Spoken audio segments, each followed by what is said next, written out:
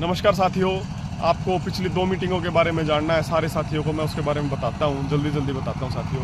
बाकी जब मिलूँगा आपसे, आज दादरी था, बाकी कल भिवानी होऊंगा, धीरे धीरे सबसे मिलूँगा, थोड़ा सा समय दे दो।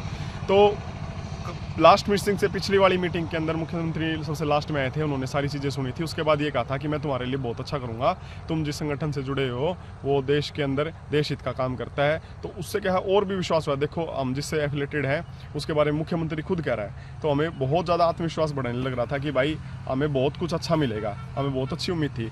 लेकिन लास्ट वाली जो मीटिंग हुई ना, आखिरी मीटिंग जो हुई, उसके अंदर जैसे चीज़ें सामने आई कि 21,700 से ऊपर मुख्यमंत्री जी ने कह दिया एक पैसा नहीं, या तो 21,700 और 1,116 से ले लो, और या फिर आप अलाउंस ले लो। ये 2 चीज़ें ऑफर करी। और हमने उससे पहले कुरुक्षेत्र के अंदर मीटिंग कर ली थी, और जिस दिन लास्ट मीटिंग थी उस दिन भी बाहर साथी आए हुए थे, 40-50 साथी।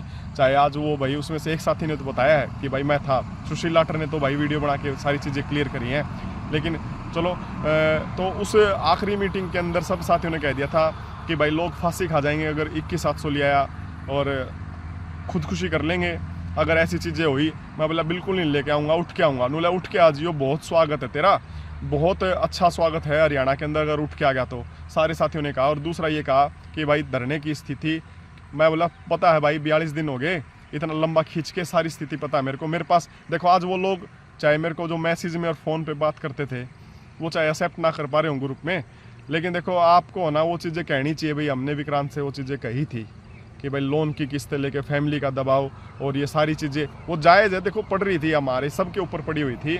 लेकिन अगर आप मेरे ऊपर चादर को झड़काओगे कि भाई हाँ इसने ही किया है, बाहर आके जब मैंने देखा ना लास्ट मीटिंग में कुछ नहीं मिला, तो हमने कह दिया मुख्यमंत्री जी हम क्या है 1900 में काम करने को सुख है, वो है तैयार है, आप ड्यूटी पीरियड काउंट कर दो, सिर्फ ड्यूटी पीरियड काउंट कर दो। तो मुख्यमंत्री बोले नहीं चलो ठीक है, मैं ऐसे करता हूँ कि ड्यूटी पीरियड और तुम्हारे लिए कमेटी बनाता हूँ। मैं ठीक है जी, जो करना आप कर दो, कोई दिक्कत नहीं है। तो उन्होंने 7 दिन की, मैं बोला जी 7 दिन की, चलो ठीक है जी आप 7 दिन की भी काट लो। तो वो अंदर सबके सामने कहा था। लेकिन लास्ट में वो हरियाणा सरकार अपनी बातों से जब ऑफिसर से मिले तो वो भाई सारा धोखा मिला, कुछ भी नहीं बच रहा था वहाँ पे। और ये कहा कि भाई लीव काइंड ऑफ ड्यू और ये चीज़ें मिलेंगी, और ऐसा आज तक किसी हड़ताल में नहीं हुआ कि भाई ड्यूटी पीरियड काउंट किया जाए। तो मेरा वो फैसला लेने का कारण ये था क्योंकि मैंने देख लिया था कि संबंधित संगठन बीएमएस भी, उनके ऊपर कोई दबाव नहीं पड़ रहा था माननीय मुख्यमंत्री जी के ऊपर कि हमारी मांग को पूरा करवा सके। उनके ऊपर कोई दबाव नहीं पड़ रहा था सरकार के ऊपर, ना अधिकारियों के ऊपर।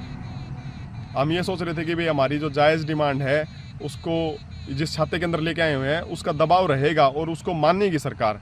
लेकिन वहाँ पर है ना, जब लास्ट वाली मीटिंग के अंदर हुआ ना, तो उसके बाद साथियों यही फैसला लेना कि जिस रीति पे चले हुए ना, इस रीति पे अगर बिठा के रखा कंटिन्यू, तो आप कह रहे हो कि भाई 2 दिन 3 दिन हम वहाँ पे आ जाते, मैं कह देता इमोशनल वहाँ पे आपको कि भाई वो ऐसे ऐसे हो गया और चंडीगढ़ आ जाओ, उसका क्या रिजल्ट होता साथियों? उसका वही होता कि भाई बहुत सारे कुछ का नुकसान करवा के, क्योंकि देखो बहुत सारे तो अपने एच कैरन के थ्रू हमें धमकी मिलने लग रही थी। आप सोच के देखना, कोई एच कैरन से धमकी दे रहा था, हमारे इतने दिन 42 दिन के बाद हमारी जो अच्छी तरह कमर टूट ली, उसके बाद हमें डिसीजन लेने के लिए मतलब ये हो गया कि भाई इस मीटिंग के बाद कोई मीटिंग ही नहीं होगी।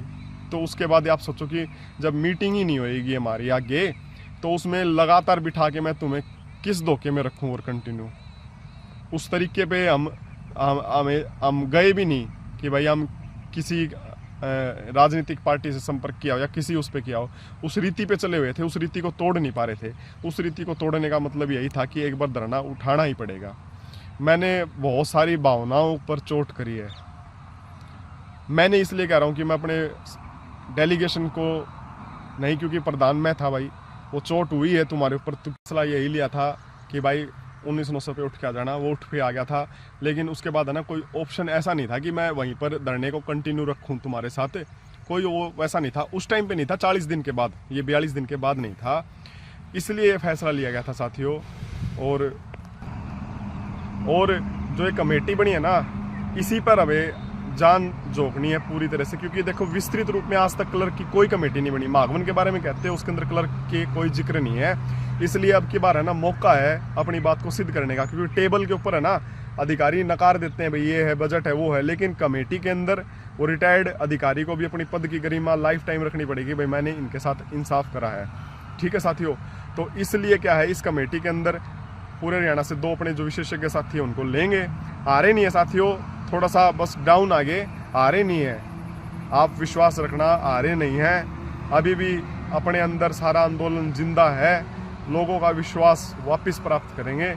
और जो ये अपना पीरियड कमेटी नवंबर लास्ट तक ख़त्म हो जाएगी साथियों।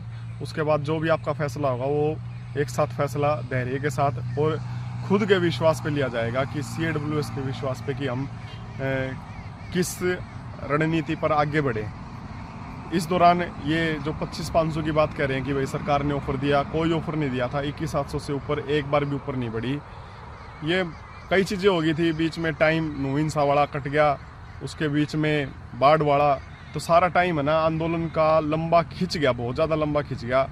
और उसके अंदर खुद सरकार टाइम नहीं देती, क्योंकि सरकार को फ़र्क नहीं पड़ रहा था, सच में फ़र्क नहीं पड़ रहा था सरकार को। शुरुआत में पड़ रहा था, बाद में नहीं पड़ रहा था। लेकिन सारे साथी हम ना दोबारा इकट्ठे होने लग रहे हैं धीरे धीरे, आपके सामने भी आएंगे।